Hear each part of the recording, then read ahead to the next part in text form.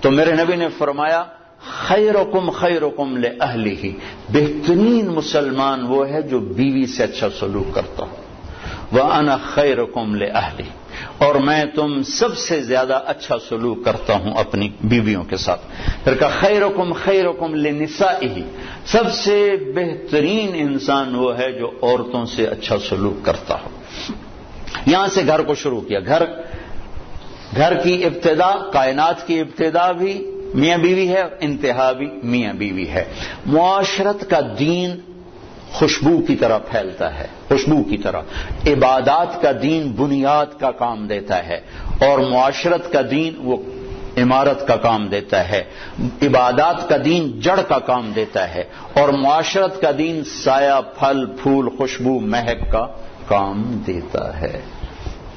تو میرے نبی نے 11 شادیاں کی۔ کوئی شوق کی تھی؟ 25 سال کا نوجوان 40 سال کی عورت سے شادی کر سکتا؟ جس عورت کے 2 نکاح ہو چکے ہوں پہلے، اور ہر نکاح سے اولاد بھی ہو، ہر شادی سے اولاد ہو، اور 40 سال کی عمر ہو، 2 شادیاں ہو چکی ہوں، اور شادی کرنے والا 25 برس کا خوبرو نوجوان ہو۔ حضرت غامدیہ کہتی ہیں، خزائیہ، ام معبد الخزائیہ آپ کا حلیہ بیان کرتے ہوئے فرماتی، رأیت رجلا ظاہر الوضاء ابلج الوجه حسن الخلق لم تعبه خجلا لم تزر به فعلا وسیم قسیم حسین، کیا الفاظ ہے، فی عینیہ دعج، فی صوتہ سہل، فی لحیتہ کثافہ، فی عنقہ سطع۔ میں نے ایک جوان دیکھا ایسا حسین چمکتا چہرہ، نہ نکلا ہوا پیٹ، نہ دبلا پتلا، نہ پیٹ نکلا کہ بدصورت ہو جائے، نہ دبلا پتلا کہ بے روب ہو جائے، اور چہرہ روشن، حسین، آنکھوں میں چمک، خوبصورت موٹی آنکھ، آواز میں جادو، گردن لمبی، داڑھی گھنی، چہرے پر نور، 14ویں رات کے چاند کی طرح چمکتا ہوا چہرہ، وسیم قسیم۔ یہ 2 لفظ عجب کہے ہیں، 2 لفظ عجب کہے ہیں۔ وسیم کسے کہیں؟ جسے دیکھ کر آنکھ نہ بھرے اور ہر دفعہ دیکھنے کا شوق بڑھ جائے، اسے وسیم کہتے ہیں۔ اور قسیم کسے کہیں؟ جو ہر طرف سے خوبصورت ہو، سر سے لے کر پاؤں تک، ناخن کے انگوٹھے سے سر کے بال تک حسن ہی حسن کا پیکر ہو، اسے قسیم کہتے ہیں۔ تو کائنات میں حسین بہت آئے، وسیم ایک ہی آیا، خوبصورت بہت آئے، قسیم ایک ہی آیا، وہ ہے محمد الرسول اللہ صلی اللہ علیہ وسلم، جن کو دیکھ کے آنکھ نہیں بھرتی تھی، اور ہر طرف سے حسن حسن۔ 40 سال کی عورت سے شادی ہو رہی، اور پوری جوانی ایک عورت کے ساتھ گزارتی۔ 50 سال آپ کی عمر ہوئی تو حضرت خدیجہ کا انتقال ہوا، 65 سال کی ان کی عمر، اور اس کے بعد شادیوں کی لائن لگ گئی۔ معاشرت سمجھانی تھی، زندگی سمجھانی تھی۔ آپ نے فرمایا ما زوجت وما تزوجت الا بوحی من السماء اتى به جبرائیل، کہا میں نے کسی بیٹی کی شادی نہیں کی اور کوئی شادی نہیں کی جب تک کہ اوپر سے حکم نہیں آیا، اور جبریل لے کر آیا۔ پھر آپ نے فرمایا ما تزوجت وما زوجت الا اہل الجنہ، میں نے کسی عورت سے شادی کی ہو، میں نے اپنی بیٹی کی کسی سے شادی کی ہو، سب کے لیے میرے اللہ کا فرمان ہے کہ سب جنتی ہیں۔ تو 25 سال کی عمر میں 40 سال کی عورت سے شادی کا کیا تو بنتا ہے؟ اور حسن ایسا کہ دیکھنے والے آنکھ نہ بھرے۔ ایسا عائشہ کپڑا سی رہی تھی، سوئی گر گئی، تو وہ کمرے میں ایسی روشنی نہیں کہ ان کو سوئی نظر آئے، تو وہ ایسے ایسے ٹٹول رہی تھیں۔ اتنے میں آپ کمرے میں داخل ہوئے تو آپ کے چہرے کے نور سے سوئی چمکنے لگی۔ عکس پڑتا ہے نا، تو جو ایسی ہستی ہو وہ تو 25 سال کا ہے تو کوئی 20 سال کی لڑکی تلاش کرے اپنے لیے۔ 40 سال 50 سال کی عمر میں حضرت خدیجہ جدا ہوئی آپ سے، جب آپ 50 سال کے تھے تو اس کے بعد شادیوں کی لائن لگ گئی۔ الا بوحی من السماء اتى به جبریل، کہ ہر شادی آسمان سے وحی آئی۔ جب آپ نے حضرت فاطمہ کا نکاح فرمایا تو مجمع کو مسجد میں جمع فرمایا کہ لوگوں، جبریل میرے پاس اللہ کا پیغام لائے ہیں کہ میں فاطمہ اپنی بیٹی کا نکاح علی سے کر دوں، لیکن میں قربان جاؤں شریعت مصطفیٰ پر، آسمان سے وحی آئی ہے لیکن گئے ہیں فاطمہ سے پوچھنے، بیٹی علی کا رشتہ آیا ہے، تیرا نکاح کر دوں؟ اور ہمارے یہاں بیٹیوں سے پوچھنا عیب سمجھا جاتا ہے، اور بیٹی کوئی رائے دے دے تو کہتے بڑی بے حیا ہے۔ آسمان سے وحی آ چکی ہے کہ علی کے ساتھ فاطمہ کا نکاح کیا جائے، پھر میرے نبی پوچھنے جا رہے ہیں، فاطمہ علی کا پیغام آیا ہے، تیرا نکاح کر دوں؟ جب انہوں نے ہاں کہا، پھر جا کر کہا جاؤ مجمع اکٹھا کرو، پھر لوگوں کو اکٹھا فرمایا، پھر ممبر پہ کھڑے ہو کے فرمایا کہ لوگوں، میرے اللہ نے مجھے جبریل پیغام لے کر آئے کہ میں اپنی بیٹی فاطمہ کا نکاح علی سے علی کو سامنے بٹھایا اور سارا مجمع کا، پھر آپ نے خطبہ پڑھ کے کہا، علی میں نے 400 درہم مہر کا عوض اپنی بیٹی فاطمہ بنت محمد کو تیرے نکاح میں دیا، تو نے قبول کیا؟ تو نے زور سے کہا میں نے قبول کیا، اور سجدے میں سر رکھ دیا اور زور سے یہ دعا پڑھی، رب اوزعنی ان اشکر نعمتک التی انعمت علی وعلی والدی، اس پر آپ نے کہا آمین۔ پھر آپ نے سارے مسجد میں کے حاضرین کو شہد کا شربت پلایا، کھجور کھلائی۔ سبحان اللہ، کیا پیاری زندگی ہے، کیا خوبصورت زندگی ہے۔ اس سے زیادہ عورت کے حقوق اور کیا کوئی بیان کرے گا؟ حضرت ام ایمن بیٹھی تھی، ان کا بیٹا محمد پانی تو پلا، تو حضرت عائشہ ناراض ہو گئی، کہا تو رسول اللہ سے کہتی پانی پلا؟ کہا کیوں نہ کہوں، میں نے دودھ پلایا ہے، آپ کو 8 عورتوں نے دودھ پلایا ہے، ماں سمیت، ماں کے علاوہ 7 اور عورتیں، جن میں سے ایک ام ایمن، حلیمہ کا تو نام مشہور ہو گیا، 6 اور بھی، ان میں ام ایمن بھی ہیں۔ تو انہوں نے کہا میں نے دودھ پلایا ہے، تو اب جلدی سے اٹھے، گلاس اٹھایا، کہا ہاں ہاں عائشہ یہ میری ماں ہے، آپ نے خود گلاس پیش کیا۔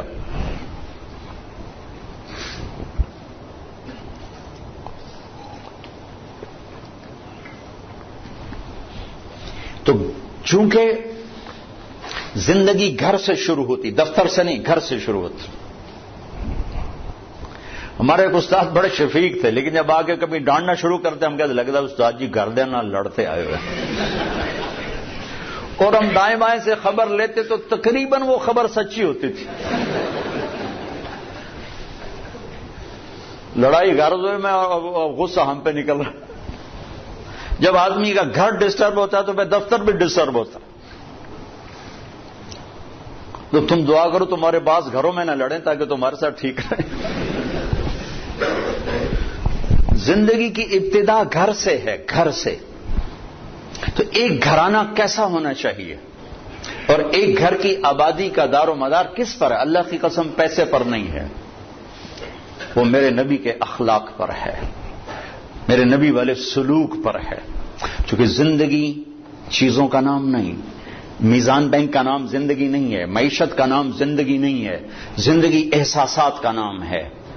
احساسات جب پروان چڑھتے ہیں تو زندگی خوشحال ہوتی ہے، روٹی ملے یا نہ ملے، اور احساسات جب مجروح ہوتے ہیں تو زندگی زخمی ہو جاتی ہے، اور پھر زندگی ماند پڑ جاتی ہے، چاہے سونے چاندی کے زیور میں لدا ہوا گھرانہ کیوں نہ ہو۔ جب احساسات بکھرتے اور ٹوٹتے ہیں تو زندگی تباہ ہو جاتی ہے، جب احساسات پروان چڑھتے ہیں تو زندگی آباد ہو جاتی ہے، اور احساسات کو پانی ملتا ہے نبی والے اخلاق سے، زیور سے نہیں، پیسے سے نہیں، ڈگری سے نہیں۔ تھوڑی دیر پہلے ایک خاتون ملی اور پھوٹ پھوٹ کے رونے لگی، اربوں پتی آدمی کی بیگم، کہ میں اس دولت کو کیا کروں، میرے خامند کا سلوک ہی میرے ساتھ اچھا نہیں، میں اس دولت کو کیا کروں۔ تو میرے نبی، میرے بھائیوں، ایک زندگی دے کر گئے ہیں جو شروع ہوتی ہے گھر سے۔ ایک گھر کو بچانے کے لیے سینکڑوں آیات قرآن نے اتاری۔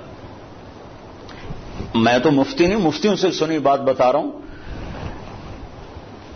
کہ ایک آدمی کہتا ہے انشاءاللہ میرا یہ پلاٹ مسجد کے نام وقف، تو اس کے یہ کہنے پر وہ وقف ہو گیا، اب وہ واپس نہیں لے سکتا،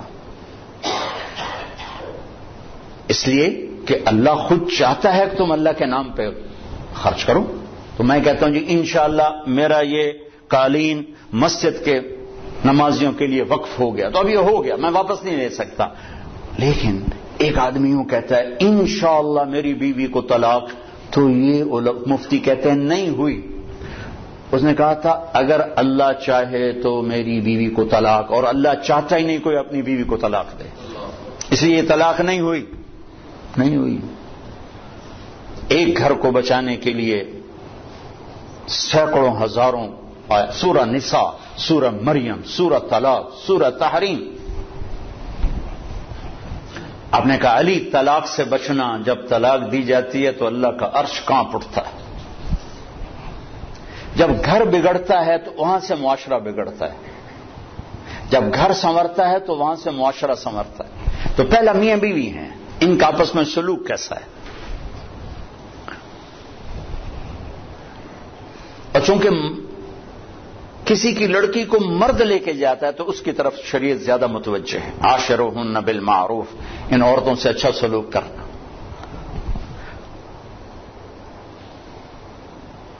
ان سے حسن سلوک، ان سے میٹھا بول، ان سے درگزر. کمزور سے کیا لڑنا؟ ایک نوجوان ہے کہنے لگا جی بیوی سے جھگڑا رہتا ہے، کوئی وہ دو مجھے، کوئی تویز دو. میں نے کہا بیویوں پہ تویز چلتے ہی نہیں.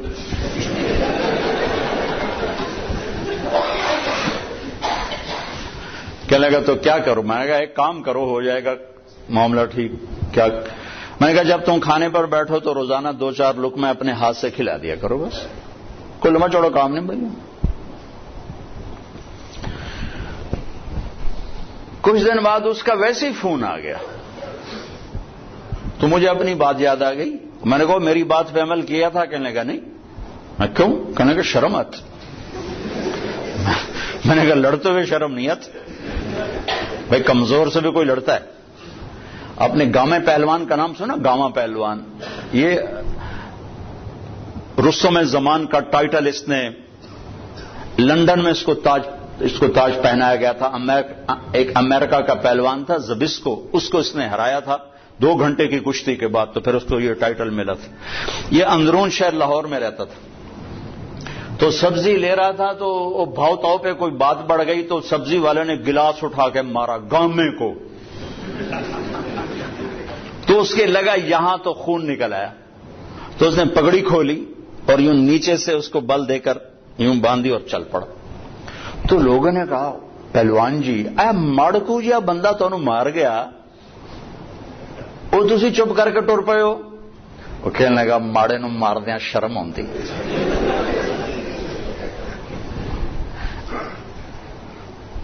وہ کہنے لگا کمزور پہ ہاتھ اٹھاتے ہوئے شرم آتی ہے، کیا کروں؟ وہ تو پھونک مارتا تو اڑ جاتا. میں کہا کمزور پہ ہاتھ اٹھاتے ہوئے شرم آتی. میں کہا بے وقوف، اور تمہیں لڑتے ہوئے شرم نہیں آتی؟ چلو جا کے میری بات پہ عمل کرو. 1 گھنٹے بعد اس کا فون آیا. کہا مولوی صاحب عجب ہوا. میں نے کہا کیا ہوا؟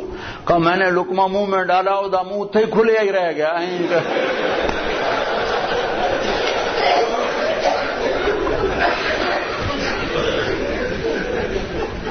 اس نے کہا یہ تمہیں کسی اور نے پٹی پڑھائی ہے، تو نہیں کر سکتا، مجھے بتا کس نے. انہوں نے کہا مجھے تو مولوی طارق جمیل نے بتایا. کہا اس نے اسی وقت ہاتھ اٹھا کے دعا کرنی شروع کر دی میرے لیے کہ اللہ اس کا بھلا کرے، اس نے تمہیں یہ انسانیت سکھائی. اب گھر کی زندگی کو پیسے سے خوشگوار دیکھنا چاہتے ہیں، نہیں ہوگی اللہ کی قسم. گھر کی زندگی خوشگوار ہوگی تو دفتر بھی خوشگوار ہوگا، اور گھر کی زندگی میں نبوت والے اخلاق آئیں گے تو زندگی پروان چڑھے گی. چونکہ اب میرے سامنے مرد عورتیں ہوتی تو میں عورتوں کے حقوق کے لیے جو اللہ کے نبی نے فرمایا وہ بھی بتاتا تھا کہ اگر میری شریعت میں سجدہ ہوتا تو میں عورت سے کتاباً خامند کو کرے. لیکن زیادہ جو میں دیکھتا ہوں اس میں احادیث میں وہ مردوں کی طرف خطاب زیادہ ہے، چونکہ وہ لے کے جاتا ہے اور وہ بوجھ اٹھاتا ہے اور وہ ذمہ دار بنتا ہے. تو حضرت عائشہ رضی اللہ تعالیٰ عنہا چھوٹی عمر کی تھی، تو آپ ان کو لقمے بنا بنا کے کھلاتے تھے. ایک دفعہ حبشی کھیل رہے تھے مسجد میں خنجروں کے ساتھ، تو آواز سن کر حضرت عائشہ کہنے لگی یا رسول اللہ میں نے یہ حبشیوں کا رقص دیکھنا ہے. وہ رقص کر رہے تھے ان کے ساتھ خنجروں کے ساتھ. ہمارے بچپن میں ہمارے دیہاتوں میں ہوتا تھا، چھوٹے چھوٹے ہم تھے تو اس وقت ہمارے یہ جب ٹیلی ویژن نہیں ہوتے تھے تو ہم مغرب کے بعد سورے چاندنی راتوں میں کھیتوں میں بیٹھ جاتے تھے بڑے چھوٹے. تو پھر یہ اس کو ہم گتکا کہتے تھے، گتکا. تو اب نے کہا اچھا آ جاؤ، تو ان کو پیچھے کھڑا کیا، اونٹ بن گئے اور آپ سامنے کھڑے ہو کر تماشا دکھانا شروع کرتے. ورنہ آپ کہتے تو نبی کی بیوی ہو کر لا یعنی کر دی، چل بیٹھ قرآن پڑھ. کھڑے کھڑے آپ تھک گئے. آپ نے کہا عائشہ بس نہ کریں؟ کہنے کہ نہیں بس نہیں، ابھی میرا دل نہیں بھرا. تو پھر آپ کھڑے کھڑے آپ یوں سہارا لے رہے تھے، تھک کے نا، کھڑے کھڑے یوں ہو جاتا، پھر تھوڑے بعد یوں ہو جاتا، چونکہ تھک، پھر تھوڑے بعد یوں ہو جاتا، جب تک حضرت ام عائشہ نے نہیں فرمایا بس آپ کھڑے رہے. یہ کائنات کے افضل ترین ہستی رحمت للعالمین. پھر دوسری اکائی بنتی ہے ماں باپ. اس کے بعد ماں اور باپ کا روپ انسان دھارتا ہے. تو پہلا حق اولاد کا ہے، پہلا حق ماں باپ کا نہیں، کہ اس کو تو پتہ ہی نہیں جو گود میں ہے کہ میری ماں کون ہے میرا باپ کون ہے. اسے صحیح تعلیم دینا اور اسے انسانیت سکھانا ماں باپ کے ذمہ ہے. سکھائیں اسے اے لیول او لیول اور توقع کریں کہ اماں ابا کو بھی مانے تو کیسے مانے گا.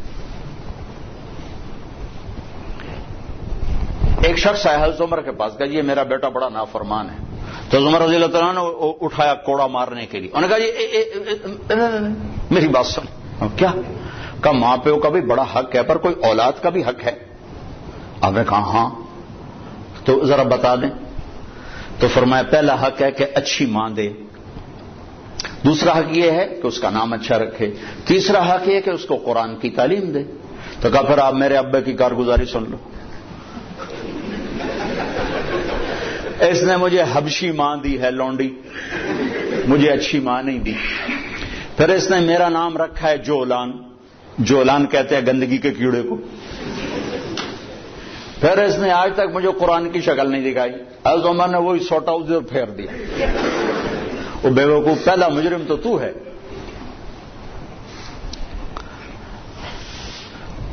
وہ تو ایک پتھر ہے، اس کو تراش خراش کی ضرورت ہے، نہ تراشیدہ وہ پتھر ہے. تو پہلی گود ماں باپ ہیں. اب ماں باپ اتنا وقت نکالیں کہ بچوں کے ساتھ کانفرنس ہو، بیٹھنا ہو. اس کو کاروبار سے فرصت نہیں،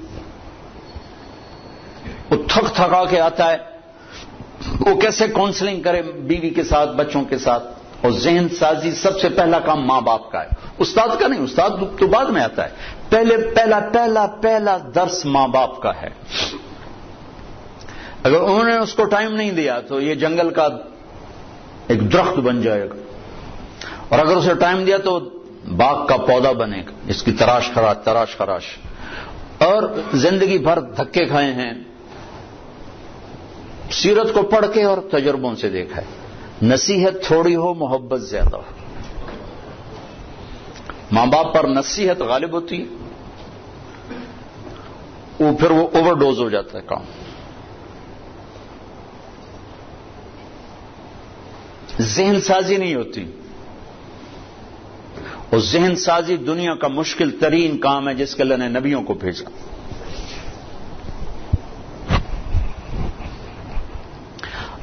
اب مصیبت یہ ہے کہ جس نے ادھار بیچا ہو، ادھار خریدا ہو، وہ گھر میں حاضر ہو کے بھی غیر حاضر ہوتے. ہماری ساری تجارت تو چلی گئی ادھار پہ.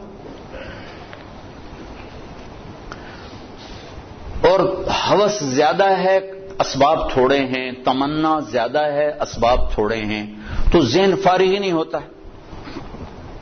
کن قانعا تکن اغنى الناس، قناعت اختیار کر سب سے بڑا غنی بن جائے. 15 برس اللہ دیتا ہے تربیت کے، 15 برس ماں باپ کو. 15 برس کے بعد پوری شریعت متوجہ ہو جاتی.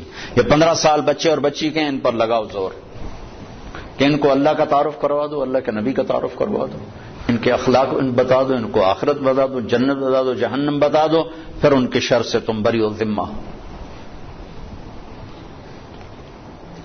لیکن ماں باپ کو ہی نہیں پتا تو اولاد کو کیا پتا ہوگا. ماں باپ اگر حق ادا کر دیں اولاد کے لیے تو پھر وہ لوٹ کر ان کی طرف آئے گا, پھر وہ اپنے ماں کو عزت دے گا, باپ کو عزت دے گا. ایک ہماری تہذیب تھی وہ ختم ہو گئی. بہت چھوٹے بچپن میں میں اپنے دادا کو تو نہیں سنبھلتا, دادا کے بھائی کو میں سنبھلتا ہوں.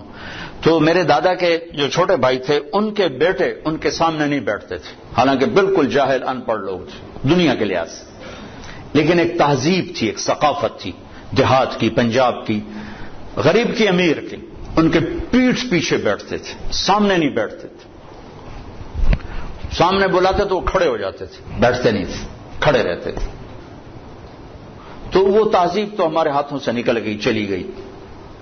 ہر چیز خلط عملا صالحا واخر سیئا کی بجائے اختلط الحابل بالنابل. وہ اچھا برا سب مل کے ہم اپنی ثقافت تہذیب کھو چکے ہیں. کچھ وقت ماں باپ اپنے بچوں کو دیں. میاں بیوی آپس میں جب بیٹھو کبھی موبائل فون چالو نہ رکھو, ورنہ تھوڑی ہرے لے لڑائی ہونی. اور میں اپنے بھائی کے گھر جاتا ہوں, وہ ہے یہ دل کا ڈاکٹر. وہ بیچارے کی مجبوری ہے وہ کھلا رکھنا ٹیلی فون کہ کسی وقت ایمرجنسی مرض ہے, ایمرجنسی کال ہوتی, تو وہ میں جب بھی اس کی بیوی کو دیکھتا ہوں نا لڑتے ہوئے, سر اسی بات پہ دیکھ رہا ہوتا ہوں کہ اے ٹیلی فون ہی تیرا ہرے بولتا رہ جاتا. وہ کہ میں کی کر رہا ہوں, میری مجبوری, کوئی پیچھو مردہ پہ ہو تو میں کی کرا. تو آپ لوگوں کے تو کوئی ایمرجنسی نہیں نا, جب میاں بیوی بچے بیٹھو فون بند کر دیا کرو, نہیں تو اس کی ٹان تمہاری ساری زندگی غارت کر دے. اس فون نے اخلاق برباد کر دی, گھروں کا سکون چھین لیا ہے. ان لنفسک علیک حقا وان لزوجک علیک حقا. تیری بیوی کا تیرے اوپر حق ہے, تیری ذات کا تیرے اوپر حق. یہ تھوڑا کہ تم میزان بینک کے ملازم ہو تو اب تمہارے گھر میں بھی تمہارا فون چل رہا ہو, بھائی عرفان صاحب کی کہیں کال نہ آ جائے. کیوں بھائی بیوی دا حق نہیں, کیوں جی عرفان صاحب؟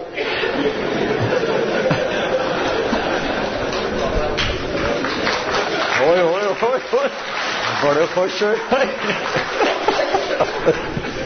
بند کرو فون جب بچوں کے پاس بیٹھو.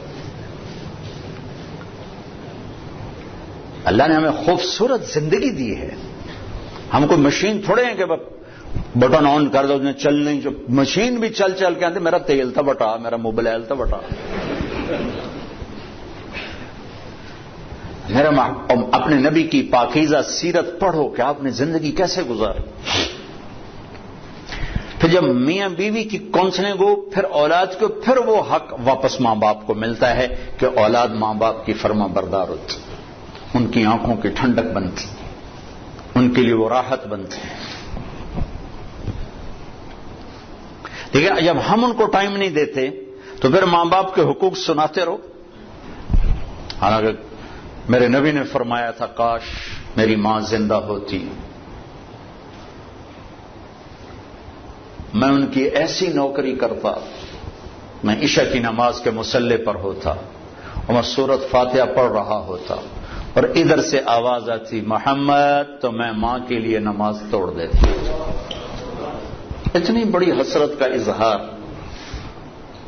اور مائیں ذلیل ہو رہی. کون سا گھر ہے جہاں ماں ذلیل نہیں ہوتی؟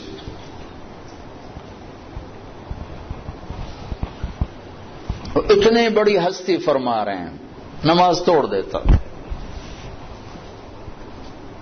آخری حج میں ہائے ہائے ہائے ہائے ہائے ہائے, جب ابوا کے قریب پہنچے, 60-70 ہزار کا مجمع تھا آپ کے ساتھ, اور قریب پہنچے تو اونٹنے کا رخ ماں کی قبر کی طرف پھیر دی.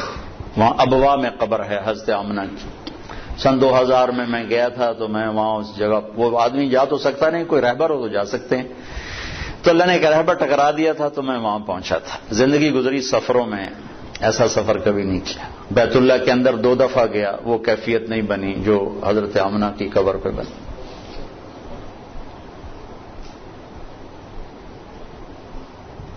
مجھے وہ چھوٹا سا محمد نظر آنے لگا, جو ماں کی عمر کیا تھی 25 سال, باپ کب فوت ہوئے 25 برس, ماں کب فوت ہوئی 25 برس, اور 3 افراد, ام ایمن خادمہ والدہ جناب رسول اللہ صلی اللہ علیہ وسلم. اچانک موت کا وار ہوا ہے, ممکن ہے ہارٹ اٹیک ہوا ہو, ممکن ہے جو کچھ پڑا ہے اس کے مطابق تو یہی خیال آتا ہے کہ بولا نہیں جا رہا تھا اور کروڑ پہلو بدل رہی تھی, اس سے پتہ لگتا ہے شاید ہوا ہو, بولا نہیں جا رہا, اور آپ سہمے ہوئے پاس بیٹھے ہوئے تھے کیا ہو کیا ہو. پھر آخری الفاظ کل حی میت و کل جدید بعد, بیٹا ہر زندہ نے مرنا ہے, ہر جوانی نے ڈھلنا ہے, لگتا ہے میرا وقت آ گیا ہے. وقد ولدت تو طہرا, میں نے ایک پاکیزہ ہستی کو جنم دیا ہے.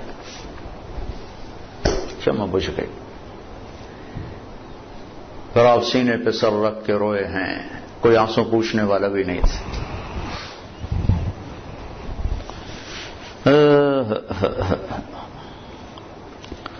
پتھر جوڑ کے وہاں نیچے اترے تو آپ پھر بھاگ کے اوپر چڑھ گئے.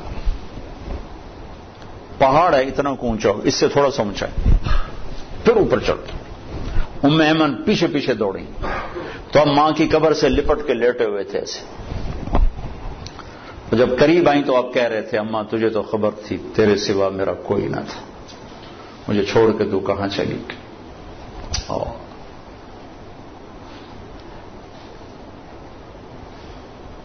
دوبارہ جہاں ایک دفعہ چلا جاؤں دوبارہ جانے کی تمنا نہیں ہوتی, وہاں جانے کی تمنا ہوتی کہ دوبارہ اللہ موقع دے تو میں وہاں جاؤں. ایک وقت اثر ڈھل چکی تھی کافی, فضا میں بھی وہ سرخی چھا چکی تھی, تو موسم سوگوار, ایک وہ مقام, پھر وہ پڑا ہوا سامنے 14 صدی کے پردے ہٹاتے ہٹاتے ہٹاتے میں وہاں بے خود کھڑا رہا. واہ میرے رب, جس کو تو نے حبیب بنایا اسے اتنے بڑے دکھ میں ڈالا. ہوئے ہوئے ہوئے ہوئے کمال کرتے. باپ دیکھا نہیں, بہن ہے نہیں, بھائی ہے نہیں, چلو مکے میں موت دے دیتا, کوئی دادا دادی کوئی تو چاہ لینا, جنگل میں موت تھی. کبھی اللہ تمہیں موقع دے تو دیکھنا جا کے وہ.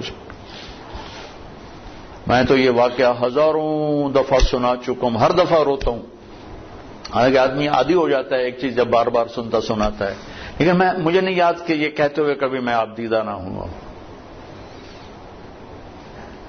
ہائے ہائے ہائے. تو ایمن نے اٹھایا, بیٹا اٹھو, کہا نہیں میں نہیں جاؤں گا, مجھے ادھر ہی چھوڑ دو. میں نہیں جاؤں. کھینچ کے لائی نیچے گھسیٹتے ہوئے. میں اس خوبصورت حال میں وہ کیفیت کیسے منتقل کروں جو وہاں میرے اوپر طاری تھی. مکے تک روتے ہی آئے ہیں, روتے ہی آئے. تو زخم اتنا گہرا تھا کہ 6 برس اور 63 سال 57 برس گزر گئے, زخم نہیں بھرا. رب نے اپنی اونٹنی کا رخ ادھر موڑ دیا. اپریل کا مہینہ, شدید گرمی. تو ماں کی قبر کے سرانے تشریف لائے, اونٹنی سے اترے اور یوں بیٹھے اور سر یہ نیچے دیا ایسے. پوری پوزیشن چھوٹے بچوں والی, جب زیادہ لمبا رونا ہو تو بچوں کو یہ پوزیشن بنتی, یوں سر دیا, پھر آنسوں کی برسات لگ گئی. روتے روتے ساری دہری تر کرتی. اور اس قافلے کا انتظام ابوا بستی میں تھا. ابوا وہاں سے 10 میل دور ہے اندازاً. چونکہ میں پہلے ابوا گیا, وہاں سے کوئی رہبر ڈھونڈنا چاہا, ملا نہیں, پھر راستے میں ایک مل گیا تو اس کو لے کر. تو پھر آپ نے فرمایا کہ میں ادھر ہی آج قیام کروں گا.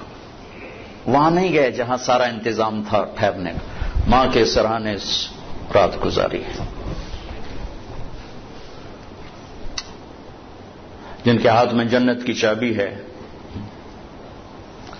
جن کے بغیر کوئی جنت میں جا نہیں سکتا, آپ نے کہا سارے نبیوں پر بھی جنت حرام ہے جب تک میں نہ چلا جاؤں. وہ اپنی ماں کے لیے ایسے بے قرار ہیں.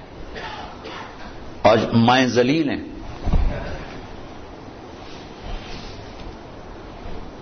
پوچھا گیا تھا میرے نبی سے قیامت کب آئے گی؟ کہا مجھے نہیں پتا. کہا کوئی نشانی؟ کہ جب مائیں ذلیل ہوں گی آ جائے گی. جب ماؤں کو ذلیل کیا جائے گا تو آ جائے گی. تو آپ سارا دن حساب کتاب میں لگے رہتے ہو نا، دل سخت ہو جاتے ہیں. حساب کتاب حساب کتاب حساب کتاب. حضرت تھانوی رحمت اللہ علیہ نے لکھا ہے کہ جو صرف فقہ میں لگتے ہیں ان کے دلوں میں بھی سختی آ جاتی. تحفۃ العلماء میں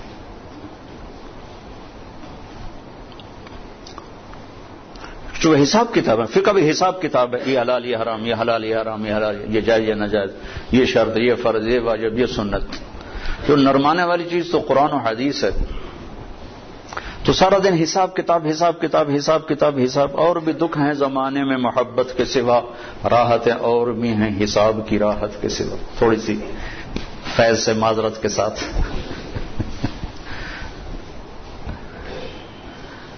تو کچھ وقت نکالو اپنے اللہ کے لیے، رسول کے لیے، گھر کے لیے، بچوں کے لیے. پورا دین ہے.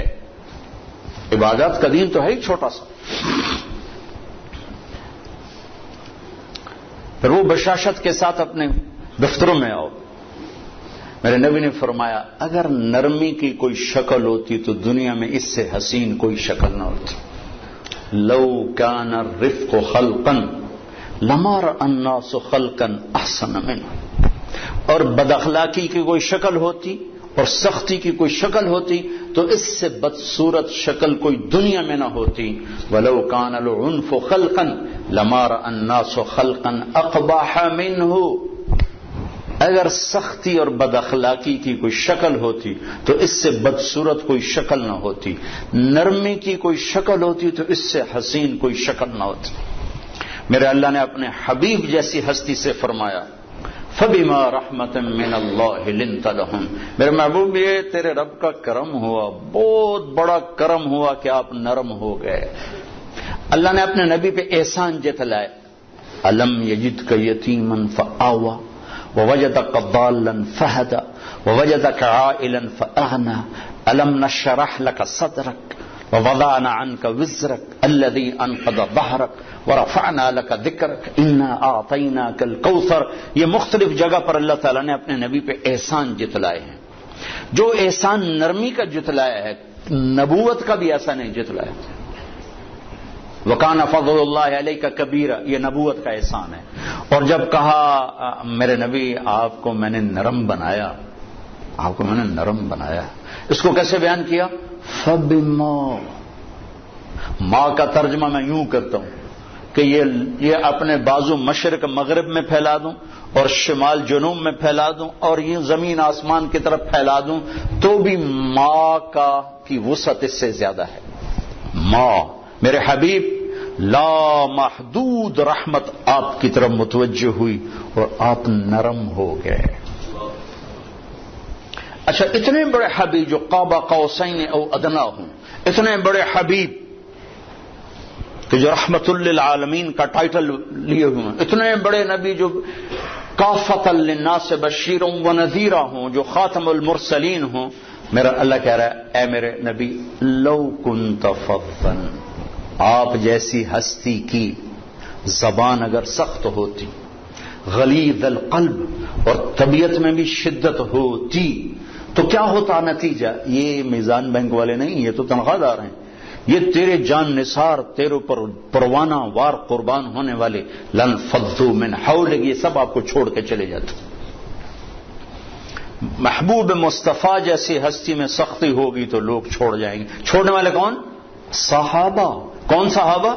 کلن وعد اللہ الحسنى. اے میرے نبی میرا وعدہ تیرا کوئی صحابی جہنم میں نہیں جا سکتا، سب جنتی. جنتی لوگ محبوب مصطفیٰ اخلاق سخت ہوں گے تو چھوڑ جائیں گے. طارق جمیل کے اخلاق سخت ہوں گے تو اس کی تو اولاد اسے چھوڑ جائے گی، نوکر کہاں آئیں گے.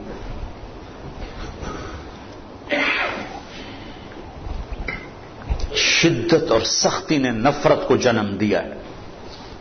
اس نفرت نے آج آگ لگا دی ہے، مذہب کے نام پر، قوم کے نام پر، صوبوں کے نام پر، فقہ واریت کے نام پر، سیاست کے نام پر، رشتے ناتوں کے نام پر آگ لگی ہوئی ہے، آگ۔ نبوت والے اخلاق ہی اس کو زیر کر سکتے ہیں، ورنہ کوئی نہیں۔ نبوت والی زندگی، نبوت والے اخلاق۔ میرے نبی نے لمبی نمازیں پڑھی، اللہ نے کہا نہیں میرا نبی اتنی لمبی مجھے نہیں چاہیے، ما انزلنا علیک القرآن لتشقى۔ میرے نبی نے سارا مال خرچ کر دیا، اللہ نے کہا نہ بنا مجھے یہ بھی نہیں چاہیے، لا تبسطها كل البسط۔ میرے نبی نے تبلیغ میں زیادہ دکھ درد دکھایا تو اللہ نے اس سے بھی روک دیا، فلا تذهب نفسك عليهم حسرات۔ تین بڑے کام دعوت، ہم تبلیغ کے داعی ہیں، کبھی تبلیغ میں وقت لگاؤ، یہ بننے کی محنت ہے، سدھرنے کی محنت ہے، تربیت کی محنت ہے، پوری دنیا میں دین زندہ کرنے کی محنت۔ ٹھیک، اللہ نے کہا میرے نبی درمیانہ کام کرو، لمبی نماز پاؤں میں ورم نہیں، درمیانی نماز پڑھو۔ سارا مال اٹھا کے دے دیا، مال کیا تھا؟ کچھ بھی نہیں تھا، کرتا ایک صحابی کو پسند آیا، کہا جی مجھے بڑا اچھا لگ رہا ہے مجھے دے دیں، آپ نے اتار کے وہ بھی دے دیا۔ نماز کا وقت آیا تو کرتا ہی کوئی نہیں، نماز پڑھانے کے لیے بیٹھے ہوئے ہیں، نماز کا وقت تنگ ہو رہا ہے۔ ایک انصاری عورت کے پاس پیغام بھیجا، اس نے چادر بھیجی، وہ چادر اوڑھ کے آپ نے نماز پڑھائی تو پھر اللہ نے یہ آیت اتاری، میرے محبوب ایسے نہ کر کے پھر خود تنگ ہو کے بیٹھ جائے۔ تو تین بڑے کام ہیں، مال خرچ کرنا، نماز پڑھنا، دعوت دینا، تینوں میں اللہ نے کہا اعتدال اعتدال اعتدال۔ لیکن جب میرے نبی نے اخلاق میں پرواز دکھائی تو اللہ تعالیٰ یہاں بھی کہہ دیتا ذرا ہولا ہاتھ رکھ، ذرا آنکھ۔ یہ نہیں افسران کہتے اگر ہم ڈھیل دیں تو پھر یہ کام نہیں کرتے، سارے ملک ہے جو اگر ڈھیل دیں تو کام نہیں کرتے، ذرا آنکھ نہ دکھائیں تو کام نہیں کرتے۔ ہے جب میرے نبی نے آنکھیں جھکائیں دکھانے کی بجائے اور اخلاق کی پرواز دکھائی تو میرے اللہ نے شاباش دی، کَإِنَّكَ لَعَلَىٰ خُلُقٍ عَظِيمٍ۔ میرا محبوب آپ کا رب آپ کو شاباش دیتا، میں اِنَّ کا ترجمہ کرتا ہوں شاباش۔ آپ کا رب آپ کو شاباش دیتا ہے کہ آپ کے اخلاق بڑے بلند ہیں۔ یہ نہیں کہا اِنَّكَ لَذُو خُلُقٍ عَظِيمٍ، یہ کہا ہے اِنَّكَ لَعَلَىٰ، آپ کے اخلاق بلند ہے، یہ نہیں کہا اِنَّكَ لَعَلَىٰ، اے میرے محبوب آپ تمام اخلاق پہ چھا گئے ہیں، چھا گئے ہیں۔ بلندی اخلاق میں امکان ہے کوئی ایک آدھ چیز رہ گئی ہو، لیکن اعلیٰ کا مطلب ہے کہ میرے محبوب انسانی تخیل تصور میں جتنے اخلاق ہیں سب آپ کی باندھی بن چکے، آپ ان پہ چھا چکے۔ اور ساتھ قسم اٹھا کے ضرب لگائی، نون والقلم وما یسطرون، مجھے قسم اور قلم اور اس کی تحریر تھی، اس پہ ان اور لام کو جمع کر کے دوسری قسم بنائی اور شاباش دی، زبردست اخلاق ہیں۔ اتنے بڑی تعریف کے بعد ذو کی بجائے علا کا لفظ، تعریف کی انتہا، آگے کوئی انتہا ہے نہیں، پھر مطالبہ کیا وَخْفِضْ جَنَاحَكَ لِلْمُؤْمِنِينَ، ایمان والوں کے آگے بچھ جاؤ میرے محبوب، بچھ جاؤ۔ بولے نا یہ آیت میں تفسیروں سے نہیں سمجھا، جو جناح کا لفظ آتا ہے نا، جناح پر، ساڑھے کوئی پر ہے نا تو لگا رہا پر بچھا دو، پر بچھانے کا کہ میں یہ مفتی صاحب کو بتا رہا ہوں، چھوٹے مفتی صاحب کو، تو میں جب کالج پڑھتا تھا ہمارا گاؤں تھا دریائے راوی کے کنارے، راوی کے کنارے، تو جب ہم گھر جاتے تھے اپنے گاؤں لاہور سے تو سارے کزنز مل کر ہم شکار کھیلنے جنگل میں چلے جاتے تھے، تو 8 دن 10 دن ہم جنگل میں رہتے تھے، تو راشن، آٹا، دالیں، نوکر، بندوقیں، کار، ہر شے ساتھ ہوتی تھی۔ تو وہ ایک چاچا سردارہ ہوتا تھا مرحوم، اس کے 2 کوٹھے ہوتے تھے، ایک پہ ہم قبضہ کر لیتے تھے، تو وہ تیتر کا شکار ہوتا تھا، تو جب وہ تیتر کو لگتا تھا فائر، وہ کارتوس تو جنگل میں کہیں خالی جگہ آ جاتی تھی، تو چاچا سردارہ مرحوم تیتری کی آواز نکالتا تھا، وہ بیچارے تیتر پھنس کے آ جاندے ہیں وہ ایک جھاڑی کے پیچھے بیٹھ کے تیتری کی آواز نکالتا، تو وہ جھنڈ کے جھنڈ ایسے غول کے غول تیتروں کے باہر نکلتے، بہت تیتر ہوتے تو اس وقت، تو پھر ہم ٹھا ٹھا ٹھا ٹھا فائر کرتے تھے، وہ ہوتے تھے چھرے، وہ کارتوس، تو کسی کو 1 لگا، کسی کو 2، کسی کو 3، تو وہ یوں اڑتا تھا، تھوڑی سی ہمت ہوتی تھی، پھر گرتا تھا، اور گر کے اس کے پر بے بسی سے یوں پھیلتے تھے، اور ٹانگیں پیچھے چلی جاتی تھی، سر یوں ہو جاتا تھا، پر یوں ہو جاتے تھے، اور اپنی زبان سے گویا کہہ رہا ہے کہ ہوں بے شک کباب بنا تو بھامے سالن بنا، ہوں میرا بس کوئی نہیں رہ گیا. یہ جناح کا لفظ میں یہاں سے سمجھا بولا نا کہ اللہ یوں کہہ رہا ہے کہ لوگوں کے سامنے ذبح ہو جائے، بچھ جا، ذبح ہو جائے. پھر یہی لفظ اللہ نے ماں باپ کے لیے استعمال کیا، وخفض لہما جناح الذل من الرحمہ. اپنے نبی سے کہا امت کے سامنے بچھ جا، اولاد سے کہا ماں باپ کے آگے بچھ جاؤ. وبالوالدین احسانا اما یبلغن عندک الکبر احدهما او کلاهما فلا تقل لهما اف ولا تنهرهما وقل لهما قولا كريما واخفض لهما جناح الذل من الرحمة وقل رب ارحمهما كما ربياني صغيرا. من الرحمة پرندہ تو بے بس ہو کے پر بچھاتا ہے، تو خوشی سے بچھا، محبت سے بچھا کے حق ہے.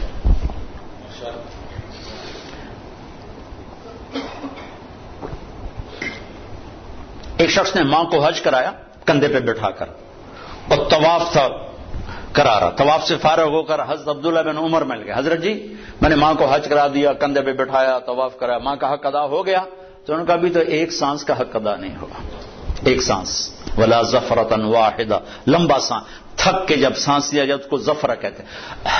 کجری ماں تجھے پال پال جو تھکتی تھی نا، لمبا سانس لیتی تھی، وہ جو اس نے لاکھوں سانس لی ان میں سے ایک سانس کا حق بھی ادا نہیں ہوا. کہا وخفض جناحک للمؤمنین، بچھ جا ایمان والوں کے آگے. زندگی جو ٹریول کرے گی وہ اخلاق کے ساتھ کرے گی، عبادات کے ساتھ بیس بنے گی، جو آگے پھیلے گی خوشبو کی طرح وہ اخلاق ہوں گی. تو ہر وقت حساب کتاب حساب کتاب حساب کتاب، یہ دل دماغ کی، یہ دل کی دنیا ویران کر دیتا. تو کچھ وقت نکالو بھائیو، اپنے نبی کی سیرت پڑھو، اپنے بچوں کو سناؤ. اب تو کتابیں اٹھانے کی دقت کوئی نہیں ہے، اللہ تعالیٰ نے کتنی آسانی کر دی ہے، ایک چھوٹی سی سکرین پر لاکھوں کتابیں موجود.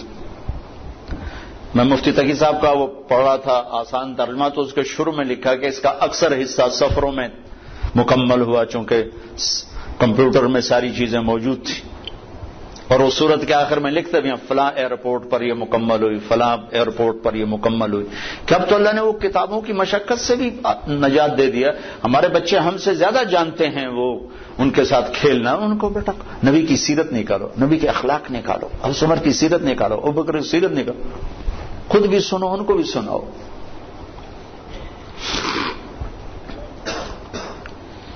دنیا سے جاتے ہوئے اس طرح جائیں کہ اللہ راضی ہو، اللہ کا رسول راضی ہو.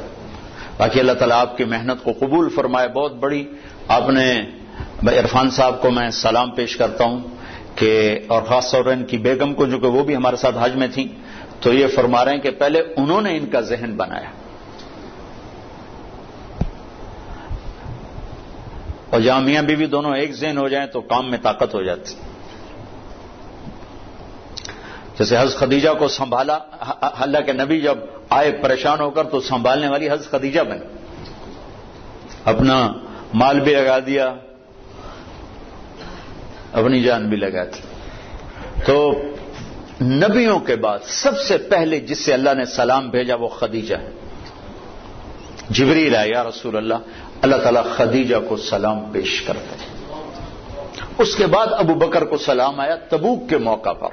سب سے پہلے سلام حضرت خدیجہ کو آیا مکہ میں کہ اللہ تعالیٰ خدیجہ کو سلام پیش کرتے. جب آپ آئے نا گھبرائے ہوئے پریشان نہیں، بعد میں جب یہ آیت ہے یا ایھا المدثر قم فانذر وربک فکبر وثیابک فطہر والرجز فاہجر ولا تمنن تستکثر ولربک فاصبر، تو آپ نے کہا خدیجہ انقطع ایام النوم والراحہ، خدیجہ میرے کھانے اور میرے سونے اور آرام کے دن گئے. میرا اللہ تعالیٰ کہہ رہا میں لوگوں کو بلاؤں، دعوت دوں، من ادعو من یستجیب، کسے دعوت دوں، میری کون سنے گا؟ گھبرائے ہوئے. تو خدیجہ نے کہا انت اول من تدعو وانا اول من استجیب، آپ دعوت دینے میں پہل کریں، میں لبیک کہنے میں پہل کرتی ہوں. تو عرفان صاحب سے زیادہ میں ان کی بیوی کو سلام پیش کرتا ہوں، چونکہ وہ ان سے بھی ملاقات ہوئی حج میں. تو جنہوں نے ان کو یہ ذہن دیا، پھر یہ اٹھے، پھر اللہ نے مفتی تقی صاحب جیسا ہمیں سرمایہ دیا. ہاتھی کے منہ سے جب کوئی پوچھتے ہیں نا، چونکہ کچھ علماء اب بھی بات کرتے ہیں، تو میں کہتا ہوں یار ہاتھی کے پاؤں میں سب کا پاؤں. مفتی تقی صاحب نے جب کہہ دیا تو بس پھر وللضالین آمین.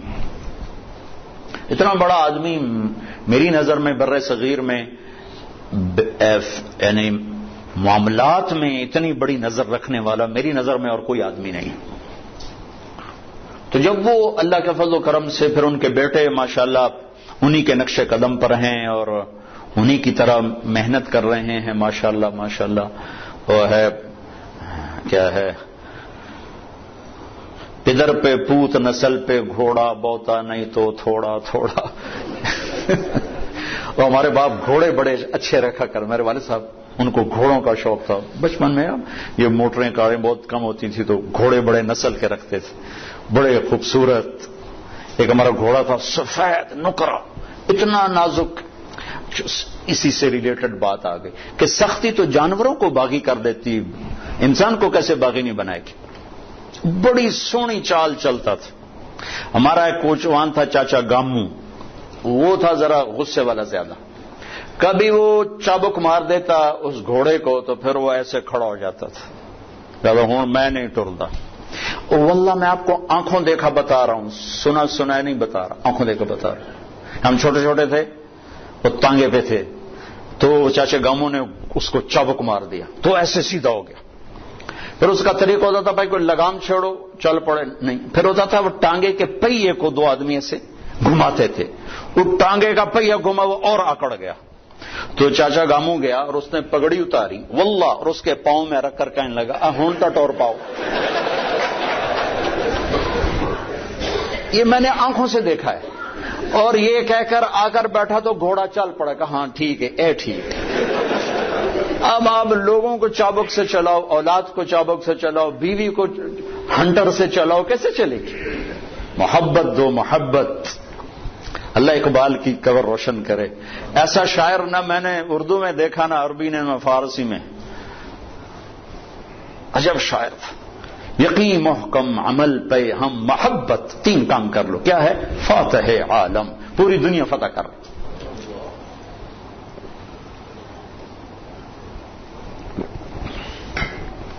تو میرے محبوب کی ایک خوبصورت زندگی ہے جس میں معاشرت بھی ہے، معیشت بھی ہے، عبادت بھی ہے، عقائد بھی ہیں. ان سب کو زندہ کرنا اسلام ہے. آپ نے ایک چیز کو زندہ کیا ہے، سود سے لوگوں کو بچایا ہے، کوشش کر رہے ہو اللہ آپ کی مسائی کو قبول کرے. اپنے لیے بھی کچھ وقت نکالو کہ یہ تو دین کا ایک چھوٹا سا شعبہ ہے معیشت، لیکن میرا اللہ سے تعلق ٹھیک ہو، میرا لوگوں سے تعلق ٹھیک ہو، میرا ماں باپ زندہ ہیں تو ان سے تعلق ٹھیک ہو، بیوی بچے ہیں تو ان سے تعلق ٹھیک ہو. ہمارا جوائنٹ فیملی سسٹم میں بعض اوقات ماں باپ کی مداخلت زندگی برباد کر دیتی، بعض اوقات بیوی کی مداخلت ماں باپ کو برباد کر دیتی. لیکن یہ واقعات تھوڑے ہیں، پہلے واقعات زیادہ ہیں کہ ماں باپ کی بے جا مداخلت وہ میاں بیوی کی زندگی کو برباد کر دیتی. اور آگے حدود کا پتہ نہیں ہے تو وہ ماں کے چکر میں بہت سے لوگ اپنی بیویوں کو تباہ کر بیٹھتے ہیں، اپنے بچوں پہ بیویوں پہ بڑی بڑی زیادتیاں کر جاتے ہیں. میں چونکہ پنجاب کا ہوں، دیہات کا ہوں اور ذمہ دارہ معاشرت ہے، میں یہ ظلم بہت دیکھتا ہوں بہت دیکھتا ہوں بہت دیکھتا ہوں. تو میں 15 سال سے یہ مضمون بیان کر رہا ہوں.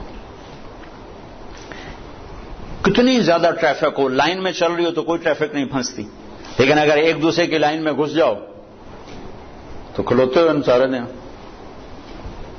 تو ساس بہو کے اندر کی حدود میں جانا چاہتی، بہو ساس کی حدود میں جانا چاہتی ہے، سسر میاں بیوی کی زندگی میں آنا چاہتا ہے، وہ اس کی زندگی میں آنا چاہتے ہیں، تو 4 گاڑیاں پھنس جاؤں تو ٹریفک رک جاتی. 1 لاکھ گاڑی اپنی لائن میں جا رہی ہو، کوئی ٹریفک نہیں بند ہوتی.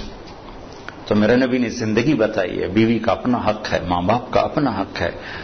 میرے ماں باپ کی وجہ سے میری بیوی بے عزت نہ ہو، میری بیوی کی وجہ سے میرے ماں باپ بے عزت نہ ہو. بہن بھائیوں کی وجہ سے بیوی کا رشتہ خراب نہ ہو، بیوی کی وجہ سے بہن بھائیوں کا رشتہ خراب نہ ہو. اس کو بیلنس کرنا. آپ کے تو بینک کا نام ہی میزان ہے، بڑا خوبصورت نام رکھا ہے، عدل، ترازو. تو بیلنس آف لائف میرے نبی سے ملے گی اور کہیں سے نہیں ملے گی کہ کس طرح آپ نے بیلنس کر کے دکھایا ہے ہر چیز کو. یہ تبلیغ، اس کو سیکھنے کی محنت، تو اس میں ٹائم بھی دے، جب اللہ موقع دے تبلیغ میں آپ وقت لگائیں، اس سے انشاءاللہ آپ کو ہمت ملے گی، قوت ملے گی. اور اپنی روزمرہ کی زندگی میں آخری ایک بات کر کے ہم دعا کرتے ہیں. ابو دجانہ رضی اللہ تعالیٰ عنہ کا قول آپ کو سنا تھا. ابو دجانہ ایک صحابی ہیں جو بڑے صحابہ میں شمار ہوتے اور جنگ بدر سے لے کر آخری حج تک ساتھ رہے. ایسے صحابہ چند سو ہوں گے، ہزار نہیں، چند سو، کہ جو جنگ بدر سے لے کر آخری حج تک ساتھ رہے ہوں. یہ 1.5 لاکھ میں چند سو ہوں گے، ہزار نہیں، چند سو. ان میں سے ایک آدمی ہے ابو دجانہ. ایک بات ہو گئی. دوسری بات، یہ صحابی ہیں اور اللہ نے کہا کلن وعد اللہ الحسنى، سب کے لیے جنت کا وعدہ صحابہ. پھر یہ حدیبیہ میں شریک ہیں تو اللہ نے کہا لقد رضی اللہ عن المؤمنین، حدیبیہ والوں سے اللہ راضی ہو گیا. پھر یہ بدر میں شریک ہیں تو اللہ تعالیٰ کے نبی نے کہا بدر والے جو مرضی کریں اللہ نے معاف کر دیا. ٹھیک ہو گیا. پھر تھوڑا سا میں ان کی تاریخ بتانا چاہتا ہوں تاکہ اگلی جو میں بات کرنا چاہتا ہوں اس میں وزن آپ محسوس کر سکیں، ورنہ وزن نہیں آئے گا. احد کے میدان میں آپ نے یوں تلوار اٹھائی، کہا یہ تلوار کون لے گا؟ تو کئی لوگ کھڑے ہو گئے. پھر آپ نے کہا اس کا حق کون ادا کرے گا؟ تو سارے بیٹھ گئے، صرف 3 آدمی کھڑے رہے، ایک عمر، ایک زبیر، ایک ابو دجانہ. تو آپ نے وہ تلوار نہ عمر کو دی نہ زبیر رضی اللہ تعالی عنہم، وہ ابو دجانہ کو دی. تو حضرت زبیر آپ کے پھوپھی زاد بھی ہیں اور ٹاپ 10 صحابہ میں ہیں. ابو بکر، عمر، عثمان، علی، طلحہ، زبیر، سعد، سعید، ابو عبیدہ، عبد الرحمن. آپ نے ایک محفل میں ان 10 کے نام لے کر فرمایا کہ یہ سب جنتی ہیں. ان میں ایک زبیر ہیں.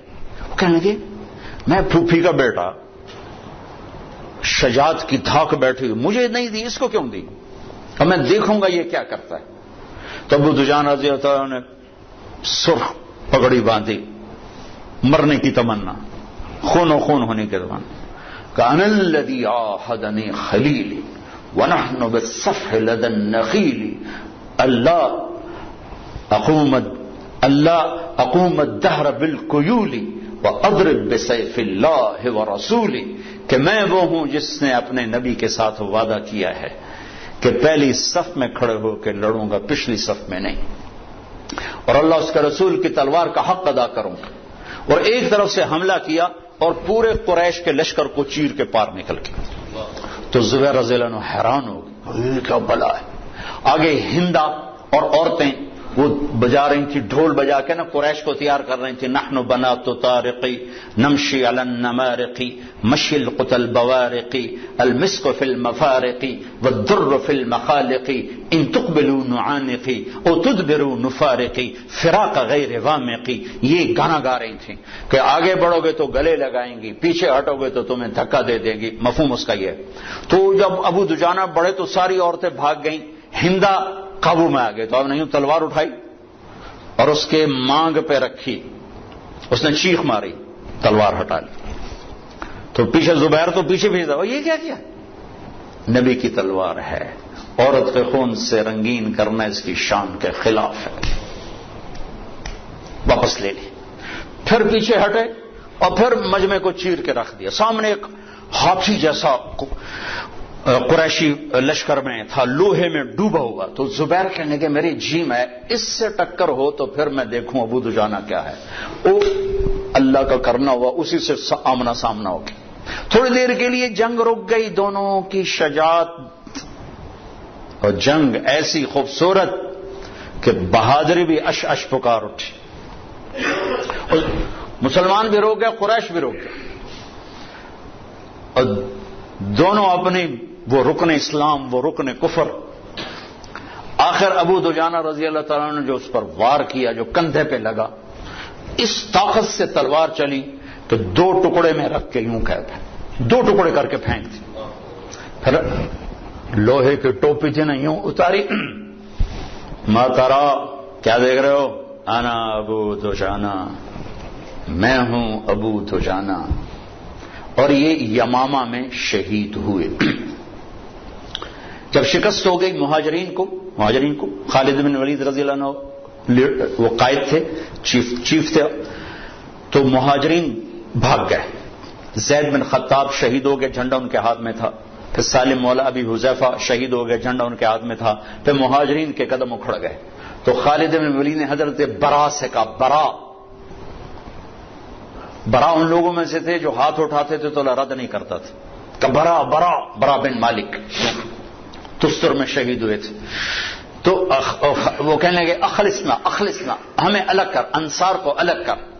تو انہیں آواز لگا، یا للانصار یا للانصار، تو صرف 3000 مدینے والے اکٹھے ہوئے، 3000، اور ان کو لیڈ کیا ابو دجانہ، ثابت بن قیس بن شماس، کعب بن عجرہ، عباد بن بشر، برا بن مالک، ان 5 آدمیوں نے ان کو لیڈ کیا۔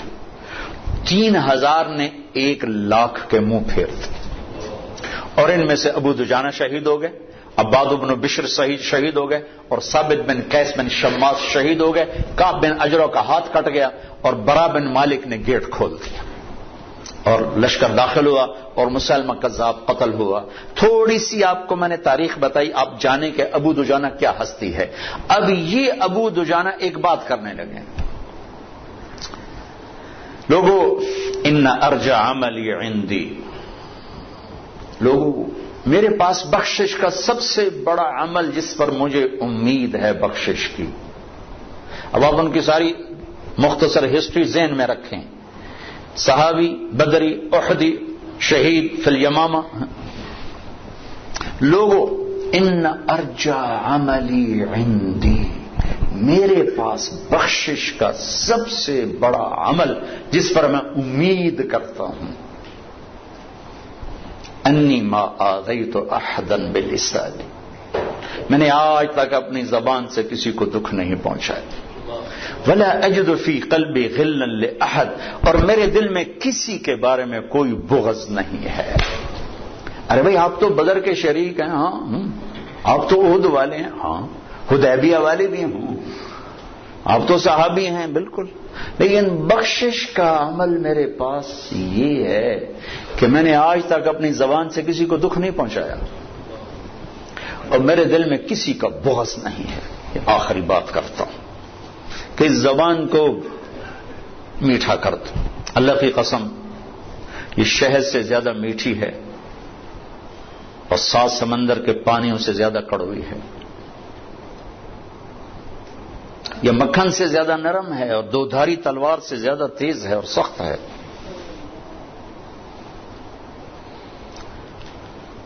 تو اس زبان کا بول میٹھا کرنا سیکھ لیں، اور دل کو دھونا سیکھ لیں۔ کوئی زیادتی کرے، جاؤ اللہ سے لوں گا، جاؤ معاف کی۔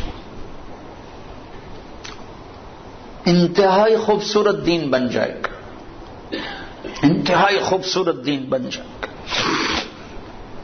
اب جہاں ہوگے لوگ آپ پر پروانہ وار فدا ہوں گے۔ اس زبان کا بول میٹھا فرما دیں، دل کو دھو دیں۔ آخر میں ایک لطیفہ بھی ہے، حقیقت بھی ہے، وہ سنا کے میں بات ختم کرتا ہوں۔ میری زندگی گزر گئی سڑکوں پر چل چل چل چل چل چل، تو بسوں کے پیچھے عجیب و غریب جملے دیکھ دیکھ کر میں نے ایک ترتیب بنائی، ایک سکیچ بنایا۔ نئی بس کے پیچھے لکھا ہوتا ہے ویک ٹور چکوری دی، چکور بڑا نخرے والا پرندہ ہے، بڑے نخرے سے چلتا۔ جب تھوڑی پرانی ہوتی تو لکھا ہوتا ہے ہارن دے کر پاس کریں، جب تھوڑی اور پرانی ہوتی تو لکھا ہوتا ہے یا پاس کر یا برداشت کر، جب تھوڑی اور پرانی ہو تو پھر اس کے پیچھے لکھا ہوتا ہے نہ چھیڑ ملنگانو، ایک ملنگ بھی بنا ہوتا ہے، اور پرانی رنگ روغن ہو کے روڈ پہ آ جائے تو لکھا ہوتا ہے خدا نے ایک بار پھر دلہن بنا دیا۔ یہ تو ہو گیا لطیفہ جو میرا اپنا بنایا ہوا ہے۔ اور ایک دفعہ ایک جملہ پڑا ایک ویگن کے پیچھے، وہ پھر سارے دھونے دھو گیا، اور مجھے پڑھنے کا موقع بھی اب بہت کم ملتا ہے، صرف سفر میں تھوڑا بہت کبھی کوئی دیکھ لیا. تو میں ایسے ہی پڑھتا جا رہا تھا تو میری آگے نظر پڑی تو ایک ویگن کے ہم پیچھے جا رہے تھے. تو اس ویگن کے پیچھے لکھا ہوا تھا، یہ جو بڑی کوسٹر ہوتی ہیں، چھوٹی بڑی کوسٹر جو 25-30 اس میں بیٹھتے ہیں، تو اس کے پیچھے لکھا ہوا تھا بہت بڑا کر کے دل. آگے لکھا ہوا تھا برائے فروخت. دل برائے، فیکٹریاں برائے فروخت تو پڑی تھیں، پہلی دفعہ لکھا دل برائے فروخت. نیچے لکھا تھا قیمت. آگے لکھا تھا ایک میٹھا بول. ایک میٹھا بول. یہ افسر ماتحت سے بولے تو اس کا دل خرید لے، ماتحت افسر سے بولے تو اس کا دل خرید لے، خامند بیوی سے بولے، بیوی خامند سے بولے، ماں باپ اولاد سے بولے، اولاد ماں باپ سے بولے، استاد شاگرد سے بولے، شاگرد استاد سے بولے. دلوں کے خریدار، دلوں کے سوداگر بن جاؤ. ایک میٹھے بول سے دل خرید لو. میرا باپ بہت سخی، ہر وقت اس کا دیرا چلتا تھا، اور میرا تایا بہت بخیل. دونوں بھائی ایک دوسرے کی ضد. وہ زمانہ کچی سڑکوں کا تھا، مہمان آتے تو میرا تایا مرحوم کہتا اللہ باک دا دیرا اوس پس سے، یعنی آنے والوں کا تو بھائی ادھے جاؤ. لیکن میرا باپ کا زبان بہت گرجدار تھی اور میرا تایا بڑے میٹھے بول والا تھا. تو ان کو میرے تائے سے کچھ نہیں ملتا تھا، بیٹھتے اس کے پاس. میرا باپ سب کچھ دیتا تھا، اس کے پاس بیٹھتے نہیں تھے. میاں تھا لڑدا ہے، ہر لے لڑدا ہے. اور وہ میرا تایا زبان کا بہت میٹھا تھا، نہ کبھی نوکر کو ڈانٹتا تھا، نہ کسی بڑے کو، نہ چھوٹے کو، ہر ایک کو مسکرا کے ملنا. اور کچھ بھی نہیں دیتا تھا، لیکن لوگ سارے نوکر، سارے لوگ ان کے پاس بیٹھتے تھے. اور میرے باپ کا دیرا ہر وقت چلتا تھا، لیکن اس کے پاس بیٹھتا ہر کوئی ڈرتا تھا. ہم خود ڈرتے تھے، پاس نہیں بیٹھتے، پتہ نہیں بابا کس لیے ناراض ہو جائے. زبان کا بول میٹھا کرو، پورا دین خوبصورت ہو جائے. تو میں نے صرف آپ کی بینکنگ کی بات نہیں کی، وہ باتیں کی ہیں جو بینکنگ سے بھی آپ کے لیے زیادہ ضروری ہیں. یہ تو اوروں کے لیے، جو آپ کم کر رہے ہیں اوروں کی ضرورت، جو میں نے باتیں کی وہ آپ کی ضرورت. تو کوئی بات دل کو لگی ہو تو قبول کر لینا، نہ لگی ہو تو معاف کر دینا، اور جب اللہ موقع دے تبلیغ میں وقت دینا. چلو درود شکر. اللهم لك الحمد كما انت اهله فصل على محمد كما انت اهله وفل بنا ما انت اهله انك اهل التقوى واهل المغفرة. یا اللہ ہمیں اپنا بھی بنا اور اپنے حبیب کا بھی بنا، اور جن راہوں سے تو نے روکا ہے ان سے ہمیں بچا لے، جن طرف چلنے کا کہا ہے ادھر ہمیں چلا دے. اے میرے مالک اپنی پسند ہماری پسند بنا دے، اپنی ناپسند ہماری ناپسند بنا دے، اپنے حبیب کی پسند ہماری پسند بنا دے، ان کی ناپسند ہماری ناپسند بنا دے. یا اللہ ہمارا پورا بازار تیری نافرمانی میں جکڑا ہوا ہے، اسے حلال پہ قائم فرما دے، اسے سود سے پاک فرما دے، اسے جھوٹ سے پاک فرما دے، اسے بددیانتی سے پاک فرما دے، اسے کھوٹ سے پاک فرما دے. یا اللہ جیسے پہلی صدی کے تجار نے سارا مشرق بعید میں اسلام پھیلایا، آج کے ہمارے تاجروں کو پوری دنیا میں اسلام پھیلانے والا بنا دے. جیسے تو نے یا اللہ قرون اولیٰ کے مسلمان تاجروں کی تجارت کو دنیا میں اپنے دین کے زندہ ہونے کا ذریعہ بنایا، یا اللہ تو ہمارے تاجروں کو بھی آج کی دنیا میں دین کے زندہ ہونے کا ذریعہ بنا دے. سچائی دیانت سے ہمارے بازاروں کو مزین فرما، کھوٹ سود سے، ظلم سے، جھوٹ سے، مکر سے، فریب سے، دھوکہ سے ہمارے بازاروں کو پاک فرما. ہماری ساری معیشت کو یا اللہ ساری معیشت کو سود سے پاک کر دے.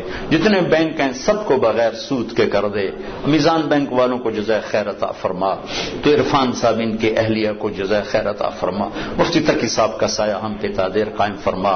ان کے بیٹے ان کے نقش قدم پر ہیں یا اللہ ان کے بھی قدم قدم حفاظت فرما اور ان کی مزید بھی رہنمائی فرما. اور پورے ملک میں ان یا اللہ اس گھرانے نے بہت خیر پہنچائی ہے، بہت برکت پہنچائی ہے. یا اللہ ہم ان کے بڑوں کے شکر گزار ہیں. یا اللہ تو اپنے شایان شان رحمان ان کو اس کی جزائے خیر عطا فرما، انہیں ان کی نسلوں کو شاد و آباد و نہال فرما۔ یا اللہ جو کوئی اشکال ہیں اہل علم کے وہ تو حل فرما، دور فرما، اور یا اللہ ہماری تجارت کو اپنے محبوب والی بتائی ہوئی تجارت بنا دے، صحابہ تابعین تبع تابعین والی تجارت بنا دے، ہماری زراعت کو اپنے نبی والے بتائے ہوئے طریقے پر قائم فرما دے، ہماری حکومتوں کو، ہماری معاشرت کو، معیشت کو یا اللہ زندگی کے ہر شعبے میں یا اللہ اپنے نبی والی زندگی زندہ فرما دے، اور یا اللہ ان حضرات کو جو رکاوٹیں پیش آ رہی ہیں اپنے فضل سے دور فرما، لوگوں کا رجوع عام فرما، لوگوں کا رجوع عام فرما، لوگوں کو ان کی طرف رجوع کرنے والا بنا، اور جتنا سود کا نظام چل رہا ہے اپنی قدرت سے، اپنی غیبی قدرت سے اسے ختم فرما، اسے ختم فرما۔ یہ سارے حاضرین جو آئے ہوئے ہیں یا اللہ خواتین ہیں، حضرات ہیں، بڑے ہیں، چھوٹے ہیں، ماتحت ہیں، افسر ہیں، ان پر اپنی رحمت کا سایہ گہرا فرما، انہیں ان کی نسلوں کو آباد شاداب نہال فرما۔ میزان بینک کو پاکستان کا سب سے بڑا بینک بنا دے، سب سے بڑا بینک بنا دے۔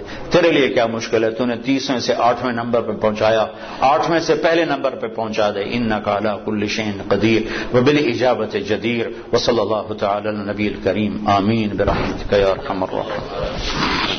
تیار کردہ ریکارڈنگ پہلی منزل کریم سینٹر صدر کراچی، فون نمبر 56781213، یاد رکھیے فون نمبر 56781223، 56781223، 56781223، 56781223، 56781223، 56781223، 56781223، 56